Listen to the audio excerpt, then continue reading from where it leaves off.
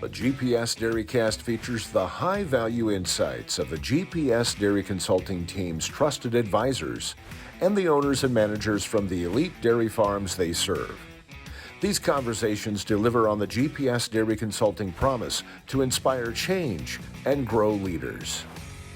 Welcome to the GPS DairyCAST. I'm your host, Peggy Coffeen from the Up-Level Dairy Podcast, and we're coming to you from the 2025 GPS Leaders Forum. In this conversation, two dairy nutrition consultants, Marty Faldet and Nathan Pokowski, dig into high oleic soybeans and what that means for you and your dairy. All this and more here today on the GPS DairyCAST. So high oleic soybeans, what is the big deal with those, Marty? Have we been down this road before in another direction? Well, thanks for asking, Nathan. No, I love the idea and the enthusiasm in terms of it coming back around. So like in the late 80s, I've kind of talked to you a little bit about being in grad school and doing studies on roasted soybeans. So now all of a sudden it's a hot item again, and so we're back talking about it. And so some of that research does come up, and we start reviewing it and what we learned then and all the research and what we learn now. So it's fun times. Yeah, it's certainly been a big topic of conversation in Michigan. A lot of energy in the Michigan market coming over, and we've spent a lot of time working with different schools of thought, and I've come to Leaders Forum this year now, and I've still got more schools of thought on how we should feed it differently and different things. So there's certainly some gray areas out there still, and I don't know if you want to talk about some of those and some of the ways that we're trying to analyze. Yeah, I think for me, it's trying to understand the foundation of kind of what that original work was done. So when I was at the U.S. Dairy Forage Research Center in Madison, Wisconsin with Larry Satter, and kind of the work was trying to figure out there's some roasting going on, and it was like, is it done right? It was through flame roasters. They had no kind of steeping ability or trying to maintain a heat for a longer period of time. It just had that time within the roaster, which was probably only a minute or two, as it fell through the flame or augured through the flame type of thing, rotated through it. And so the study was trying to figure out what is the right roasting and heat treatment. And so that's where all the work was put on my research, and that had to do with, well, let's figure out what temperature the bean need to be at coming out of the roaster. Let's figure out, do we need to steep at all and have different steeping temperatures? And so we had a study that looked at different temperatures and different steeping times across those temperatures. And then we did different lab analysis to refine and estimate bypass protein, estimate available lysine once it bypassed the rumen, and is it available to the cow, or does she pretty much put it out the other end? And so it was trying to understand that before we did an expensive production study. And so we did come through all that iterations of different treatments of heating and steeping. Steeping just meant taking the beans coming out and trying to hold it at a certain temperature for a period of time. So we just used barrels. They're available. You put it in a barrel, you put a lid on it, try to trap the heat. And we did that for 30 minutes up to, I want to say, 180 minutes type of thing with different 30 and 60-minute intervals. And that was how we steeped it. It was kind of a crude measure, but that was done to get the research, different treatments. And then we figured out that the one we're going to use to feed cows was one that was roughly 300 degrees coming out of the roaster, and steep it for 30 minutes or an hour. And we put the studies together, and so it was considered just one treatment, roasting. So whether it was 30 minutes or 60 minutes, it ended up being the same. So that then turned into a milk cow study. When you were looking at them earlier, they were trying to accomplish something totally different than what we are now with the high oleic part of it. Yeah, so then the studies, we were worried about how much can we feed, and did that affect milk fat test. We were just looking at performance production then on a high alfalfa diet. And so I think it ended up being 6 to 6.5 pounds of roasted beans, and got a nice response. And then it was did we lose some fat test or not from it? That's the concern, as the premiums for milk fat went from back then $1.40 or $1.30 per pound of milk fat to, we got up as high as 340, probably 330 per pound. And now the last month it is dropping back down to the 150. It's important, it has value, so it's trying to figure out what to do there. So then we didn't feed as much because we didn't want to influence poor fat production. But now with high oleic soybeans, they changed the fatty acid profile, and now we just don't have that loss of milk fat potential that happens with regular conventional soybeans. And it's because of that oleic part of it, higher oleic and less unsaturated fats that are the ones that affect milk fat.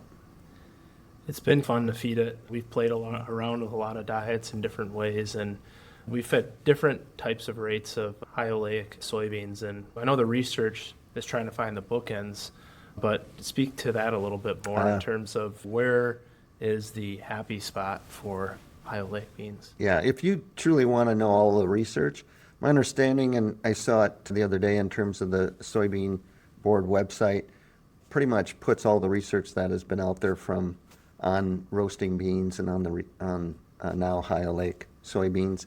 And so Michigan State has some nice studies, and what you're referring to, I think, is the one where they really had some 0 beans to 5 pounds, 10 pounds, 15.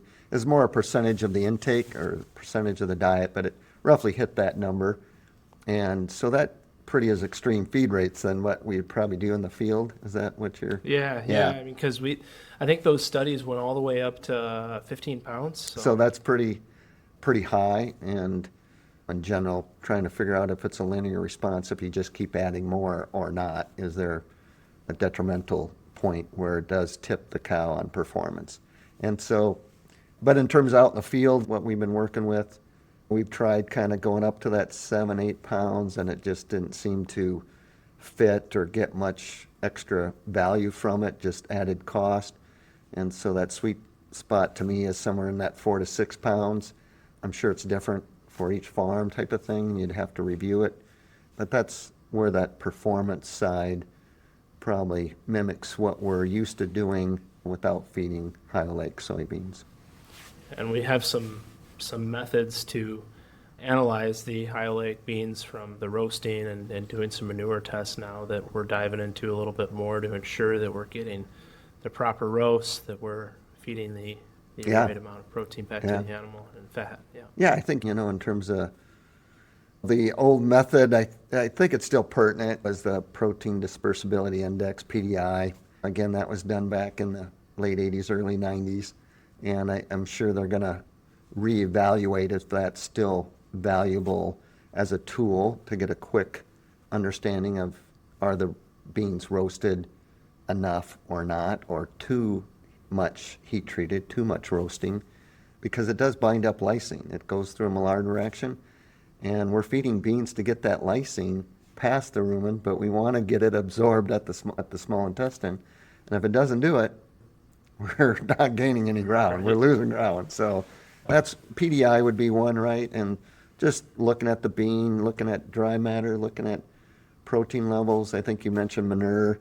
We can maybe look at some fat levels in the manure and see if we're just not capturing what we're feeding, type of thing. So we can maybe refine a few things on that. But there's been a lot of conversation in Michigan, and it's the grind size. So I've went back and forth in the beginning. I had some beans coming in at 300 to 400 micron. And, really fine. Yeah, that's really fine. And then some at 700, 850, which we've kind of fallen in that 750. Early research, though, that you were part of, half and quarters was okay. But again, we talked about this a little bit in terms of the linoleic versus the oleic, and the bypass part of it is totally different than what we're trying to do. So, yeah, visually, if you looked at how we used to feed the conventional beans at the half and quarter, you would say you're crazy feeding that. It doesn't make sense. But it did make sense then. Now I assume it doesn't make sense because of the oil being more friendly. And so I think we can really refine what is that right micron or grind size for, my guess it's going to be for each type of roaster or what you're doing in the market. And so we can use assays. There's labs that do a really good different assays to evaluate both how much is it considered rumen undegradable and how much is it considered available type protein. So I think we can refine it for each situation and each farm that maybe implements roasting or a commercial system that does it. So we just got more tools to refine it. So I think that's going to help us be better with our diets in the field. There's continued research going on with university and some other trials to further refine this even more. So it's going to be pretty interesting to see where we're going to go. Yeah, it's a fun time. Like I've always said, it's not like it's so magical that you got to feed it. Like it's Right. just another tool in your toolbox of, does it fit or not fit? Are you raising beans already? And it's a good way to rotate in then high oleic soybeans in your rotation. And now we can feed at higher rates and not be concerned about losing milk fat or other things. So it just gives us more options. The GPS Dairy Consulting team is growing and is looking for people that can be a part of the journey. A successful GPS Dairy Consultant is someone that is self-driven and loves to learn. It's an individual with a progressive mindset and one that is very entrepreneurial. Most importantly, GPS Dairy Consultants believe in teamwork and supporting one another. Does this sound like you? Collaboration is the business's horsepower, and it's the reason behind the success of our consultants. To learn more about joining GPS Dairy Consulting LLC, talk to any GPS consultant. Visit gpsdairy.com or email our team directly to contact@gpsdairy.com. And that's one of the things we talked about in our presentation was the evaluation of purchasing beans in, what that premium means, growing beans, what that cost look like in terms of transportation to and from the mill. Are you close by a mill? What's the cost of roasting at a mill? What's the cost of bringing in a mobile roaster or putting a system on farm? Right, And yeah. so we really dove into that and leaned in to try to understand what is the best. And right now, we got some clients in Michigan that are growing their own beans. Right, yeah. It's just trying to learn more about that and the different systems that are present. So What were you seeing for premiums on or high oleic soybeans over conventional soybeans? 75 cents and then upwards towards $1. Dollar. Yeah. And Yeah. that's still a point of discussion. I know I talked to one producer here this week, and man, is that going to just go away eventually? Yeah, What right. does that look like? So My guess is it's probably not going to go away, but it could get challenged to be tighter or Right. less or something like that. But yeah, in terms of like on the farms in Michigan or across the market, what have you seen for different roasting, I guess, equipment or facilities or something like that? yeah, there's currently 2 roasters that are coming into Michigan, 2 types of, I would say, methods of roasting. The biggest method of roasting currently is what they call a flame kist or a flame roaster that uses LP gas. Sure. So there's some mills have 2, some mills have 1, and then there's producers that have put these roasters in. It's a roast-o-matic roaster using a flame to roast. And then there is another system, an electric system. And Martin has been working on some electric systems. There's a company in Michigan that they used to work with too, and the roasters are similar, but they're using a hot oil jacket to roast the bean. And So electric, meaning it heats the oil electrically versus a gas or whatever? right. Yeah. And one of the things that was, when I had talked to Lydell Martin from A&M Martin, one of the things that they're potentially, or that they are currently looking into is gas to heat that hot oil jacket. So it'll be interesting to see how that performs and where that goes. And they have what? Different output capacities, right? And so that's part of the equation of what do you use and which one maybe do you bring in or try, or the nice thing is I'm hearing there's quite a few being put in on farms that will have some availability to understand how well is it working and what it was the cost and is there a return to doing that. Right. Slowing it down, speeding it up. The Model 800, which is the one that I think most farms have in Michigan, the capacity on that I think is about 20 ton an hour or something. Okay. And then you have the electric one that, what Ann Martin has that's really unique. They have this container system that was actually featured at the World Dairy Expo this year. And everything that I you missed need that, yeah. comes in that system, but it only does 5 ton of finished product. So, and it has one roaster in that container That was 5 system. ton an hour. So Yeah. a finished product. So then you need more like multiple roaster tubes or whatever you want to call the Yeah, equipment. to bring in. Yeah. So I mean, So to match that Model 800, you would need 4 of those roaster Okay, tubes. I gotcha. And the gas process may totally change this. I don't know. Right. So it's about just leaning in and learning more and continuing to figure this whole thing out. But it just is still interesting that, like, from back in the late 80s, 90s, those systems that were mobile still they're still out there. They still come to a farm, they roast, they kind of know how to do it, even though they don't have this refined system to really manage the steeping process and manage everything tightly. I believe you saw a couple here. How did they steep, or what did they do? Yeah, there's 2 mobile roasting companies that I know of at this point that are coming into Michigan. One of them has a trailer and has everything on it. Where Okay, that's pretty cool. They can roast, cool, steep, and grind, and then auger it right into the bay. The other one is a little bit, I guess I'd say, more of an old school process, Yeah. but it's very fine tuned. He really does a good job He does, of roasting. yeah. Well, they've Really probably does. done it so long that they Oh, just know how to he's- do it. I had one client that told me, he says, I just let him come in and I get the heck out of the way because he knows what he's doing.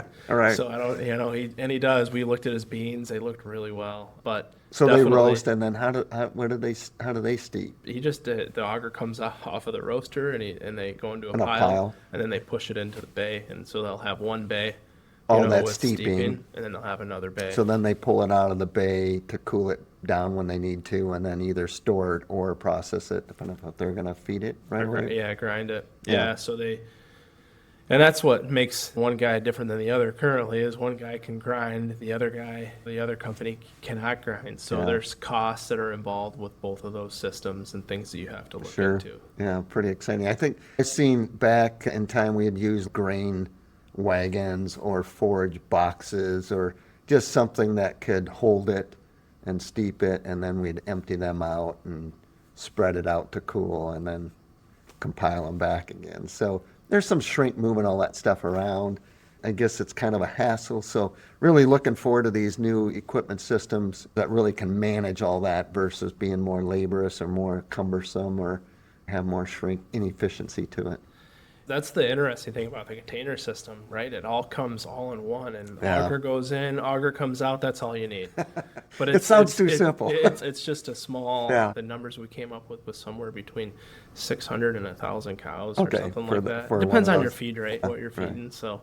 Just sounds really simple, doesn't Yeah, it? I mean, just show us up in a shipping container. They drop Plug it it off, in, yeah. plug her in, and go. You know, we don't have to. Well- and then it comes down to as we talked about, how to analyze it. You Yeah. know, make sure we're doing it right. So Yeah, looking forward to farms that do want to go into this system and learning more, right? We're going to learn quite a bit on what has changed over the years and how can we help really refine it and get the right performance from it. One thing we didn't touch on much was just raw versus roasted. Yeah. So, It's probably something we should do raw. You think, Marty? What? well, I feel like I lived that era, and so no, I wouldn't do it. But it's fun to see people try it again and do it and see if we can manipulate the diet around some other feed sources to make that work. So I know we got some teammates that are doing it. We're all learning as a team. Is that a way we can save cost and not lose performance, or how are we going to make this work? So it seems to me it's pretty easy just to roast.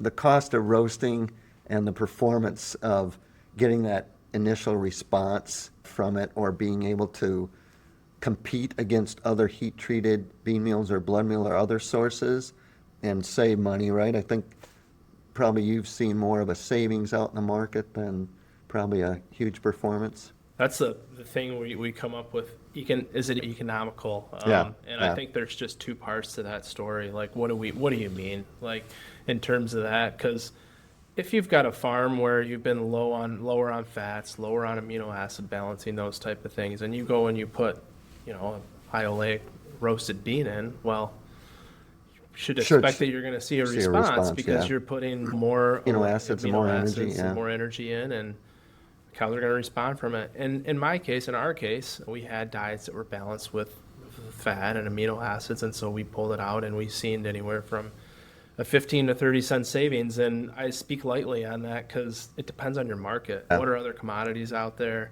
What are the things that you're doing? How are you balancing your diet? That's a wide number. You may put it in and go, well, I'm not seeing anything. The raw thing, you probably still are going to have to add some rumen undegradable protein with it, right? Yeah. So, Well, that's definitely what they're trying. There was even a study, I think, from Michigan State that tried to do that. They did the bean meal compared to raw and the raw compared to roasted, and then they took the raw and they added some heat-treated bean meal. And the raw versus the roasted was a pretty big difference in performance. And then the raw with adding some heat-treated bean meal brought some of that performance back, but didn't mimic what roasted beans did. So I think that's what our teammates kind of seeing too a little bit is, okay, we're losing ground, but we can make some of it back, but can we do better? it's certainly been a lot of fun. And just going back to the economics part, just to hit on that one more time, economics is going to mean cost savings in some regards. In other regards, economics are going to come through higher production. But it's a process that's been fun to be with, and we're going to continue to evaluate and learn more. And Yeah, you've done a great job of kind of digging into that, so I appreciate what you've done too. yeah, So I appreciate thanks. your help. It's been a fun journey, Marty. Yeah, Yeah. great. You just heard from Marty Faldet and Nathan Pokowski from the GPS Dairy Consulting team here on the GPS DairyCast. I'm your host, Peggy Coffeen from the Uplevel Dairy Podcast, and thank you for listening, and join us back here again for the next GPS DairyCast. The GPS DairyCast features conversations that deliver on the GPS Dairy Consulting promise to inspire change and grow leaders. If this GPS DairyCast has you looking for more ways to become an elite dairy producer, find more information in our show notes on how you can add a GPS advisor to your team.